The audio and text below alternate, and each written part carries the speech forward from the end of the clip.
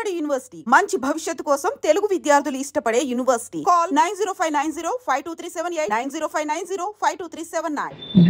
Betting ఎవరు ఎలా పోతే మాకేంటి, మేము ఇన్ఫ్లుయెన్సర్స్, మమ్మల్ని ఫాలో అయ్యే వాళ్ళు లక్షల మంది ఉంటారు, మేము ఏం చెప్పినా చెల్లుద్ది. బెట్టింగ్ యాప్ ని మేము ప్రమోట్ చేస్తాం, లక్షలు సంపాదిస్తాం, లక్షలేంటి కోట్లలో కూడా సంపాదించుకుంటాం అనే ధీమా చాలా మంది ఇన్ఫ్లుయెన్సర్స్ లో ఇంతకు ముందు వరకు కనిపించింది. మొత్తానికి ఐపీఎస్ సజ్జనార్ గారు చేసిన ఎక్స్ లో పోస్ట్ ఏదైతే ఉందో మొత్తం ఈ బెట్టింగ్ సామ్రాజ్యాన్ని గడగడలాడిస్తుంది అని చెప్పడంలో ఏ మాత్రం అతిశయోక్తి లేదు. ఆంధ్ర తెలంగాణ పోలీసులు కూడా బెట్టింగ్ యాప్స్ ను ప్రమోట్ చేస్తున్న ఎవరైనా వాళ్ళ బ్యాక్గ్రౌండ్ ఏదైనా ఇచ్చి పడేస్తున్నారు, కేసులు ఫైల్ చేస్తున్నారు. ఇప్పటికే 11 మంది ఇన్ఫ్లుయెన్సర్స్ పై కేసులు ఫైల్ అవటం, వాళ్ళు విచారణకు హాజరు కాకుండా ఎలా ఎస్కేప్ అవడానికి ట్రై చేస్తున్నారో, కొంతమంది అయితే ముందే మేల్కొన్నట్టు అంటే చేసిందంతా చేసేశారు, చాలా మందిని అప్పుల పాలు చేశారు, చాలా మంది చనిపోవటానికి కారణమయ్యారు. ఇప్పుడు ఏమీ తెలియలేనట్టు మమ్మల్ని క్షమించండి, మాకు తెలియక చేశాము, ఇకపై చెయ్యము అంటూ ఏవేవో తమ వాదనలు వినిపించే ప్రయత్నం చేస్తున్నారు. కానీ జనాలు ఎవరు వినడానికి సిద్ధంగా లేరు కదా. ప్రతి ఒక్కరూ కడిగి పాడేస్తున్నారు. ఎందుకంటే వీళ్ళు చేసింది ఎంత పెద్ద నేరం అంటే చాలా మంది చావులకు కారణమైన ఈ ఇన్ఫ్లుయెన్సర్స్ ని కఠినంగా శిక్షించాలనే డిమాండ్ పెద్ద ఎత్తున వినపడుతోంది. మనతో పాటు అడ్వకేట్ పలక శ్రీరామూర్తి గారు ఉన్నారు, ఆయనతో మాట్లాడదాం. సో మన వైజాగ్ నుంచి తీసుకుంటే ఓ ఇద్దరు ఉన్నారు, టోటల్ గా 11 మంది పైన కేసులు కూడా నమోదయ్యాయి. ఏం చెప్తారు? 11 మంది కాదండి, వందలాది మంది ఉన్నారు. ఏంటంటే వాళ్ళ స్వార్థ ప్రయోజనం చూసుకుంటున్నారు. సమాజం ఏమైపోతుంది, రాష్ట్రం ఏమైపోతుంది, దేశం ఏమైపోతుంది అన్నది ఎవరు ఆలోచించలేదు. ఓన్లీ వాళ్ళ స్వార్థం వాళ్ళు బాగుండే చాలు. వీళ్ళు ఏం చేస్తున్నారంటే ఇతరుల మీద దాడి చేస్తున్నారు, జులుము చేస్తున్నారు. ఏంటంటే అక్రమంగా సంపాదించడం, బ్లాక్ మనీ అనమాట. ఆ బ్లాక్ మనీని వైట్ మనీగా కన్వర్ట్ చేసుకుంటారు. ఈజీ వే మనీ సంపాదించడం, ఇతరులను మోసం చేయడం, వాళ్ళ జీవితాలతో ఆడుకుంటూ వాళ్ళ ప్రాణాలు కూడా తీయడానికి వీళ్ళు వెనకాట్లేదు. అంటే వాళ్ళు ఆర్థికంగా వాళ్ళు ఇబ్బంది పెట్టేస్తున్నారు. ఇంక చాలా మంది ఏం చేస్తారంటే ఇంక జీవితం లేదనుకోని వాళ్ళు చనిపోతున్నారు. ఆ విధంగా చాలా మంది చావులకి కారణం అవుతున్నారు. ఈ బెట్టింగ్ యాప్స్ ఎవరైతే చేస్తున్నారో, ప్రమోట్ చేస్తున్నారో, అందులోని సంబంధించి వ్యక్తులు ఎవరైతే వైజాగ్ నుంచి అయితే లోకల్ బాయ్ నాని కానీ, అర్ససాయి కానీ, మెయిన్ అర్ససాయి ఏం చేస్తున్నారు, ఈజీగా డబ్బులు సంపాదించుకోవడం. ఏమన్నా ఇగో ఇలా బట్టన్ నొక్కమంటే అలా డబ్బులు వచ్చేస్తాయని వాళ్ళని ఇన్ఫ్లుయెన్స్ చేస్తున్నాడు అందరు. ఇదే మంచి మార్గం అనుకుని అందరూ కూడా దాంట్లోకి వెళ్ళి వాళ్ళ యొక్క డబ్బుని ఇన్వెస్ట్ చేసేస్తున్నారు. అక్కడ వాళ్ళకి తెలియట్లేదు, వాళ్ళ డబ్బు లాస్ అయిపోతున్నారు, వాళ్ళ జీవితం లాస్ అయిపోతున్నారు, వాళ్ళ ఫ్యామిలీ లాస్ అయిపోతున్నారు అన్న సంగతి తెలియట్లేదు. గారు ఇక్కడ హర్ష సాయి కోసం మాట్లాడుకోవాలంటే పేదవారికి సాయం చేస్తున్నాను అంటూ జనాలకి అప్రోచ్ అయినటువంటి ఆయన ఎన్నో కంటెంట్ చేసి ప్రతి ఒక్కరి విషయంలో ఆయన ఏంటంటే హెల్ప్ చేస్తున్నాడు. ఈ రోజుల్లో ఇంట్లో వాళ్ళు కూడా చేయరు కానీ అలాంటి సాయం చేస్తున్నాడు. ఆయన ఏమి ఆశించకుండా ఒక దేవుడిలాగా ఆయన ట్రీట్ చేసిన వాళ్ళు కూడా ఉన్నారు. రెండో కోణం ఏదైతే ఈ బెట్టింగ్ వ్యవహారం ఉందో, ప్రతి ఒక్కరు నువ్వు చేసిన మోసం ఇలా ఉంది అని చెప్పేసి ఇతన్ని కూడా అరెస్ట్ చేయాలి అనేది ఇప్పుడు పెద్ద డిమాండ్ వినపడుతుంది. 100% అరెస్ట్ చేయాలండి. ఆయన ఏ సాయం చేశాడు చెప్పానండి. ఫస్ట్ ఆయనకు ఒక చారిటబుల్ ట్రస్ట్ ఉందా, ఆ ట్రస్ట్కి ఆయనకి ఇన్కమ్ ఎలాగ వస్తుంది? సాయం చేస్తున్నాను, ఆయనకి ఇన్కమ్ ఎలాగ వస్తుంది? ఆయన ఏమో రాజకుటుంబీకుడా, లేకపోతే ఆయనకి ఏమైనా ఆస్తులు ఉన్నాయా? మరి ఆస్తులు ఉన్నట్టయితే ఆయన ఇన్కమ్ ట్యాక్స్ ఎందుకు కట్టట్లేదు, సేల్ ట్యాక్స్ ఎందుకు కట్టట్లేదు? ఇంకా వ్యాపారం చేసినట్టయితే ఏమీ లేకుండా ఆస్తులు కూడా లేవు, పూర్వీకులు ఇచ్చిన ఆస్తులు లేదు, ఎలాగొస్తుంది డబ్బు? ఇతరులకు సాయం చేస్తున్నాను చెప్తున్నాడు కదా, ఏ విధంగా వస్తుంది డబ్బు? అంటే ఒకరికి ఒక దగ్గర 1000 రూపాయలు దోచి అందులోని తీసి ఒక 100 రూపాయలు సాయం చేస్తున్నాడు. ఆ 1000 రూపాయలు ఎక్కడి నుంచి వస్తున్నాయి? ఈ 100 రూపాయలు ఎవరికైతే సాయం చేస్తున్నారో వాళ్ళ దగ్గర నుంచి 1000 రూపాయలు కొట్టేస్తున్నాడు. ఆయన కొట్టేసి అక్రమ మార్గం ద్వారా దాన్ని లీగలైజ్ చేసుకుంటున్నాడు. అక్రమంగా సంపాదించి బ్లాక్ మనీ సంపాదించి దాన్ని రైట్ వేలో, లీగల్ వేలో వైట్ మనీ చేసుకుంటున్నాడు. ఆ విధంగా ఆయన పట్టుకొని ఇది బాగుంది, మార్గం బాగుంది అనుకుని మిగతా ఇన్ఫ్లుయెన్స్ అవుతారండి. ఇప్పుడు జనరల్గా నేనైనా కూడా ఏం చదువుకున్నా కానీ ఫస్ట్ ఒక 1000 రూపాయలు సంపాదిస్తున్నాడు అంటే ఈ పని చేయకపోయినా 1000 రూపాయలు సంపాదిస్తున్నాడు, నేను అదే మార్గంకి వెళ్తాను కదా. మాక్సిమం ఆలోచించిన వాళ్ళు కాకుండా ఆలోచించిన వాళ్ళు అందరూ కూడా అటువైపు వెళ్తారు. ఆ విధంగా ప్రజల్ని ఇన్ఫ్లుయెన్స్ చేస్తూ వాళ్ళ యొక్క జీవితాలతో ఆడుకుంటున్నాడు ఈ అర్ససాయి. రైతు బిడ్డ గురించి ఏం చెప్తారు?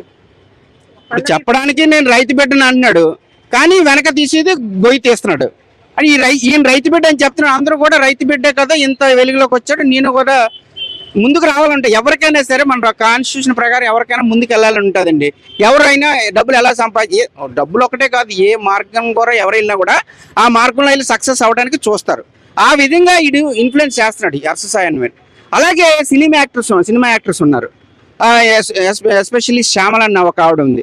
ఆవిడ కూడా ఇలాగే బెట్టింగ్ యాప్స్ పెట్టడం, బెట్టింగ్ ద్వారా డబ్బులు సంపాదించడం, ఇన్ఫ్లుయెన్స్ చేయడం. రీతు చౌదరి అలాగే చేస్తుంది. అలా ఇమ్రాన్ అన్న ఆయన చేస్తున్నాడు. తర్వాత మొన్న ఏదో బిగ్ బాస్ సీరియల్లో ఫస్ట్ వచ్చిన పల్లవి ప్రశాంత్ ఆయన, ఇలా చాలా మంది, ఇలా కాదు వీళ్ళు వెలుగులోకి వచ్చారు, వెలుగులో రాని చాలా మంది ఉన్నారు. ఆ విధంగా భారత రాజ్యాంగాన్ని అపహాస్యపాలు చేస్తున్నారు, చట్ట వ్యతిరేక కార్యకలాపాలు పాల్పడుతున్నారు.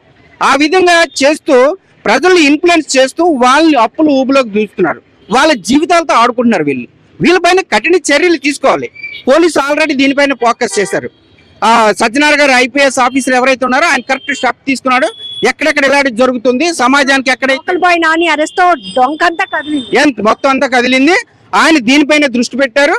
ఆయన ఏంటంటే కాన్స్టిట్యూషనల్ ప్రకారంగా వీళ్ళు ఆడుతున్నారా లేదా అని చూస్తున్నారు. ఎందుకంటే మన కాన్స్టిట్యూషనల్ ప్రకారంగా 7th షెడ్యూల్లో ఉంది గ్యాంబ్లింగ్ యాక్ట్ ఒకటి ఉంది, గేమింగ్ అండ్ గ్యాంబ్లింగ్ అని ఉంది. అదేది ఇప్పుడు కాదు, బ్రిటిషర్స్ దగ్గర నుంచి ఉంది. అది 1897 నుంచి కూడా ఈ యాక్ట్ ఉంది. దాని ప్రకారం ఏంటంటే దాంట్లో 3rd షెడ్యూల్ ఉంటాయి, 7th షెడ్యూల్. 7th షెడ్యూల్లోనే 34 యాక్ట్ ప్రకారంగా స్టేట్ కూడా ఒక యాక్ట్ షేరింగ్ ఉంటుంది. అంటే స్టేట్ గ్యాంబ్లింగ్ యాక్ట్ వేరు, సెంట్రల్ యాక్ట్ వేరు. స్టేట్కి ఏంటంటే ఏ స్టేట్ కావాల్సిన వాళ్ళ పరిధిలో వాళ్ళు చేసుకోవచ్చు. ఆ విధంగా ఎందుకు పెడతారంటే గవర్నమెంట్ ఉన్న ప్రజలకి ఎంటర్టైన్మెంట్ ఇవ్వడం కోసం, సక్రమ మార్గంలో వెళ్ళి ఎంటర్టైన్మెంట్ ఇవ్వాలి. అలాగే వాళ్ళకి ప్రభుత్వానికి అమౌంట్ వచ్చే విధంగా ప్రభుత్వం కాన్స్టిట్యూషన్లో ఉంది, అది 7th షెడ్యూల్లో. దీన్ని వాళ్ళు వ్యతిరేకించి అవన్నీ పక్కన పెట్టేసి ప్రభుత్వం చేస్తుంది కదా మేమెందుకు చేయకూడదని చెప్పేసి వీళ్ళు అక్రమార్జన కోసం వీళ్ళు ప్రజల యొక్క ప్రాణాలతో జీవితాలతో ఆడుకుంటున్నారు. పలక గారు ఒక మాట చెప్పండి. సజ్జనార్ గారు ఎప్పుడైతే పోస్ట్ చేసి అటు ఏపీ డీజీపీ గారికి, వైజాగ్ సిపి గారికి ఆయన ట్యాగ్ చేసిన తర్వాత ఇమీడియట్ గా నాని ఒక వీడియో రివీల్ చేశాడు. అంటే నన్ను క్షమించండి, నేను చదువుకోలేదు, 2వ తరగతే చదివాను, నాకు తెలియక చేశాను అని. అయినా కూడా ఎక్కడ స్పేర్ చేయకుండా ఇమీడియట్ గా రిమాండ్ పంపారు. సో ఇప్పుడు వీళ్ళు కూడా ఒక్కొక్కరు ఇప్పటి వరకు బెట్టింగ్ యాప్లు ప్రమోట్ చేసేసి సంపాదించేసుకొని చాలా మంది జనాల్ని మభ్యపెట్టి మోసం చేసి వాళ్ళ ప్రాణాలు పోవటానికి కారకులైన వీళ్ళు క్షమించండి, మేము ఇకపై చెయ్యమని రియలైజ్ అవుతూ వీడియోలు చేస్తున్నారు. ఏమంటారు? అంటే నేను మిమ్మల్ని చంపేస్తాను, మిమ్మల్ని చంపేసి నన్ను క్షమించండి, నేను ఆవిడ చంపేశాను, తెలియ చేస్తాను, చదువుకోలేదు కాబట్టి మిమ్మల్ని చంపిస్తాను నేను, కావున నన్ను రిలీజ్ చేసానే కదా ఆయన ఎప్పీల్ అదే కదా, అంటే నన్ను చంపేశాను, నన్ను రిలీజ్ చేసేయండి, నన్ను అరెస్ట్ చేయకండి అని చెప్పేసి ఆయన ఎప్పీల్ పెట్టుకున్నాడు. అని బాధగా పెడితే క్షమించేస్తుందండి. భారత రాజ్యాంగంలోని ఇండియన్ ఐపీసీలో కానీ ఇప్పుడు కొత్త బిఎన్ఎస్లో కానీ ఇటువంటి ఎగ్జామ్షన్స్ ఉండవండి. ఎందుకంటే వీళ్ళు సమాజాన్ని పాడు చేశారు, ముఖ్యంగా ప్రజల ప్రాణాలతో ఆడుకున్నారు. ఆ విధంగా అక్రమ సంపాదించి ఇప్పుడు దాన్ని సక్రమ మార్గంలో పెట్టేసుకొని ఈ రోజు నేనేం తప్పు చేయలేదని చెప్పి తప్పించుకోవడానికి నాటకాలు ఆడితే చల్లవండి. ఎందుకంటే ఆల్రెడీ సమాజాన్ని డ్యామేజ్ చేస్తారు, కంట్రీ తాలూకు పరువు తీశారు, యాక్ట్ తాలూకా విలువలు తీసేశారు, యాక్ట్ని వైలేట్ చేస్తారు. ఇంతమంది పోలీస్ ఆఫీసర్ని మబ్బి పెట్టారు, చట్టాన్ని మబ్బి పెట్టారు, ఈ విధంగా సమాజాన్ని కూడా మబ్బి పెట్టారు. ఇటువంటి వాళ్ళని వదిలే ప్రసక్తి లేదు. వాళ్ళు ఏ ర్యాంక్లో ఉన్నా కూడా వాళ్ళు అరెస్ట్ చేస్తారు. ఎందుకంటే దీనికి సంబంధించి బిఎన్ఎస్లోనే 111(2) సెక్షన్, అలాగే 112(1) సెక్షన్ క్లియర్గా చెప్తుంది. బెట్టింగ్ యాప్లు కానీ చేసి ప్రజల ప్రాణాలతో కానీ ఆటలాడినట్టయితే ఏ రేంజ్లో ఉన్నా సరే, ఏ స్థాయిలో ఉన్నా సరే ఆ వ్యక్తిని అరెస్ట్ చేయాలి అని చెప్పేసి అప్ టు 7 years వరకు 7 years వరకు జైలు విధించవచ్చు, ఫైన్ కూడా వేయచ్చు, 2 కూడా వేయచ్చు. అలాగే దీనికి సంబంధించి నార్కోటిక్ డ్రగ్స్ అని ఒకటి ఉంటుంది, NDPS అని, narcotic and psychotic substances act ఒకటి ఉంది. ఆ యాక్ట్ ప్రకారం కూడా వీళ్ళు ఏంటంటే ఇన్ఫ్లుయెన్స్ చేసి ఎప్పుడైతే ఇందులో దిగారో ఆల్కహాల్కి అలవాటు పడతారు. ఎప్పుడైతే డబ్బు లాస్ అయిపోయారో, అన్ని విధాలుగా లాస్ అయిపోయినాడు, లగ్జరీ పోయిందో వీళ్ళ కోసం చేస్తారు. వాళ్ళు అప్పుల పాలు అయిపోతారు. వాళ్ళు ఏం చేయాలి, ఆ టైంలోనే బాధ కొద్ది మందు తాగుతారు. మందు తాగడం వల్ల ప్రాణాలకి హాని కలుగుతాయి. వాళ్ళు ఎవరు పోతుంది, కిడ్నీలు పోతాయి, అయిపోతుంది, ఇవన్నీ పోతాయి. ఆ విధంగా ఆ యాక్ట్ కూడా ఇంప్లిమెంట్ అవుతుంది, ఇక్కడ. అలాగే ఈడీ అండర్ చేసుకోలేదు. ఎన్ఫోర్స్మెంట్ డైరెక్టరేట్ ఇన్వాల్వ్ అవ్వాలి. ఇది money laundering case. Money laundering case ఉంది 2002లోనే మనీ లాండరింగ్ యాక్ట్ ఉంది. మనీ లాండరింగ్ యాక్ట్ ప్రకారం వీళ్ళు డబ్బులు ఏంటంటే ఒక డబ్బులు బ్లాక్ మనీని తీసుకెళ్లి వైట్ మనీగా కన్వర్ట్ చేస్తాను లీగలైజ్డ్ గా. దానికి వీళ్ళు సహకరిస్తున్నారు. అంటే ఇది ఒక గ్యాంగ్. వీళ్ళు ఒక్కడే బయటకు వచ్చిన పేర్లు ఒకటే కాదు మనం, లేకపోతే ఇది ఒక number of teams, number of persons ఉంటారు. ఇది ఒక టీము. ఇటువంటి వ్యక్తుల వల్ల టోటల్ కంట్రీ తాలూకు ఇన్ఫ్లుయెన్స్ పోతుంది, కంట్రీ లాస్ అయిపోతుంది. అలాగే సమాజంలో ఉన్న వ్యక్తులపైన తీవ్రమైన ప్రభావం పడుతుంది. కావున ఇటువంటి వ్యక్తులందరినీ కూడా బిఎన్ఎస్ యాక్ట్ 111(2) ప్రకారంగా, అలాగే 112(1) ప్రకారంగా అరెస్ట్ చేయాలి. అలాగే ఇందులో ఐటీ యాక్ట్ కూడా పెట్టవచ్చు. ఐటీ యాక్ట్ లోని సెక్షన్ 66(c) అలాగే సెక్షన్ 66(d) ఇవి పెట్టచ్చు. దీంతో పాటు గేమింగ్ యాక్ట్ అని ఉంటుంది. గేమింగ్ యాక్ట్ 1975లో పెట్టారు. దాంట్లోని సెక్షన్ 3 పెట్టవచ్చు, సెక్షన్ 3(4) పెట్టవచ్చు. ఈ అన్ని సెక్షన్ ప్రకారంగా వీళ్ళందరినీ అరెస్ట్ చేయాలండి. నార్కోటిక్ డ్రగ్స్ పెట్టొచ్చు, ఎన్డీపీఎస్ కింద పెట్టొచ్చు, యాక్ట్ కింద పెట్టొచ్చు, గేమింగ్ యాక్ట్ కింద పెట్టొచ్చు, గేమింగ్ యాక్ట్ సెక్షన్ 3(4) కింద పెట్టొచ్చు, ఇన్ఫర్మేషన్ టెక్నాలజీ యాక్ట్ ప్రకారంగా సెక్షన్ 66(c) పెట్టొచ్చు, సెక్షన్ 66(d) పెట్టొచ్చు. అట్లాగే కాన్స్టిట్యూషన్ లో ఉన్న ఫండమెంటల్ రైట్స్ ఏవైతే ఉన్నాయో అవన్నీ కూడా వీళ్ళు వైలేట్ చేశారు. ఫండమెంటల్ రైట్స్ ఉన్నాయి 19 to 22 వరకు. ఈ యాక్ట్లన్నీ కూడా వీళ్ళు వైలేట్ చేశారు. అంటే మొత్తం టోటల్ చట్టాన్ని వ్యతిరేకించి సమాజాన్ని మభ్యపెట్టి ప్రజల ప్రాణాలతో ఆడుకుంటున్నారు. కాబట్టి వీళ్ళందరినీ కూడా తక్షణమే అరెస్ట్ చేయాలి, నాన్ బెయిలబుల్ ఇవ్వాలి. ఈ బెయిలబుల్ సెక్షన్ పెట్టారు కానీ దాన్ని నాన్ బెయిలబుల్ పెట్టాలి. అలా పెట్టినట్టయితేనే ఇటువంటి కంట్రోల్ చేయడానికి అవుతుంది. ఎప్పుడైతే కంట్రోల్ చేస్తారో అప్పుడే ఈ రాష్ట్ర అభివృద్ధి ముందుకు వెళ్తుంది. అట్లాగే అందరూ కూడా సక్రమంగా పనిచేయాలనే దృష్టి వస్తుంది. లేని పక్షులు ఇవన్నీ ఎంటర్టైన్మెంట్ యాక్సెప్ట్ చేశారు అనుకోండి, చేస్తే ఎందుకంత కష్టపడ్డాం, ఇలాగెళ్తే కోట్ల రూపాయలు వస్తున్నాయి, 60 లక్షలు 70 లక్షల రూపాయలు కార్లు కొనుక్కుంటున్నారు, 3 కోట్లు 4 కోట్లు బిల్డింగ్లు కట్టేస్తున్నారు. ఇలా ఈజీ వే కదా. ఫారెన్ ట్రిప్స్ రోజుకొక దేశం వెళ్ళి వచ్చేస్తున్నారు, రోజుకొక దేశం. మన పక్క ఊరు వెళ్ళాలంటే మనం ఆలోచిస్తాం ఆయన ఎంత ఖర్చు అవుతుందని. అలాంటిది ఇతర దేశాలు వెళ్ళి వచ్చేస్తున్నారు, వారానికి ఒక దేశం వెళ్ళిపోతున్నారు.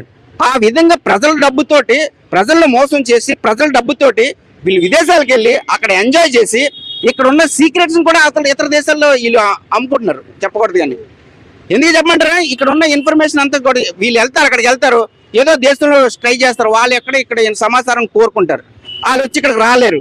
అది ఇలాంటి వ్యక్తుల్లో వాళ్ళకి అక్కడ సెలటర్ ఇస్తారు, సెలటర్ ఇచ్చి ఇక్కడ తాలూకు సీక్రెట్స్ అన్ని వాళ్ళ దగ్గర వాళ్ళు తీసుకుంటారు, మళ్ళీ బ్లాక్మెయిల్ చేయడానికి సిద్ధంగా ఉంటారు ఇతర దేశాలు కూడా. ఆ విధంగా వీళ్ళు ఉపయోగపడుతూ సమాజానికి ఆ విధంగా ఉపయోగపడుతున్నారు ఇతర దేశాలకి, మనకు కాదు. మన తాలూకా వ్యక్తుల జీవితాలతో ఆటలాడుకుంటున్నారు. కావున వీళ్ళందరిపైన కూడా బిఎన్ఎస్ 111(2), బిఎన్ఎస్ 112(1), అలాగే ఇన్ఫర్మేషన్ టెక్నాలజీ 66(c) పెట్టాలి, 66(d) పెట్టాలి. అలా అవసరమైతే సెక్షన్ 66 ఇన్ఫర్మేషన్ టెక్నాలజీ 70 కూడా పెట్టాలి. 70 పెట్టినట్టయితేనే ఈ కరెక్ట్ సెక్షన్ పడుతుంది. ఎందుకంటే ఇక్కడ ఉన్న సమాచారాన్ని ఇతర దేశాలకు అమ్ముతున్నారు వాళ్ళు ఎలక్ట్రానిక్ సిస్టమ్ ద్వారా. అలాగే గేమింగ్ యాక్ట్ లోని సెక్షన్ 3 and 4 గేమింగ్ యాక్ట్ ఇది పెట్టాలి. సబ్స్టెన్సెస్ యాక్ట్ ఎన్డీపీఎస్ ఇది పెట్టాలి. కాన్స్టిట్యూషన్ లో రైట్ ని ఏదైతే వైలేట్ చేశారు కాబట్టి దానిపైన 420 కూడా పెట్టవచ్చు. అంటే పాతది ఇది 420, ఇప్పుడు సెక్షన్ మారేది, కొత్త సెక్షన్ దాని ప్రకారంగా పెట్టాలి. ఆ విధంగా వెళ్ళినట్టయితేనే మనం ఈ బెట్టింగ్ యాప్ ను ఆపగలుగుతాం. ఇందులోని పోలీస్ ఆఫీసర్ అందరూ ఇన్వాల్వ్ అయినందుకు వాళ్ళందరికీ ధన్యవాదాలు. వాళ్ళకి మా న్యాయవాదిగా నేనైతే ఏ విధంగా సపోర్ట్ కావాలన్నా కూడా వాళ్ళకి ఇవ్వడానికి మేమైతే సిద్ధంగా ఉన్నాం. ఆ విధంగా ఈ సమాజాన్ని ముందుకు తీసుకెళ్దాం. సమాజాన్ని ముందుకు తీసుకెళ్ళడానికి మా న్యాయవాది పాత్ర ఎంతవరకు ఉందో మేము అందరూ కూడా సహకరిస్తాం. థాంక్యూ.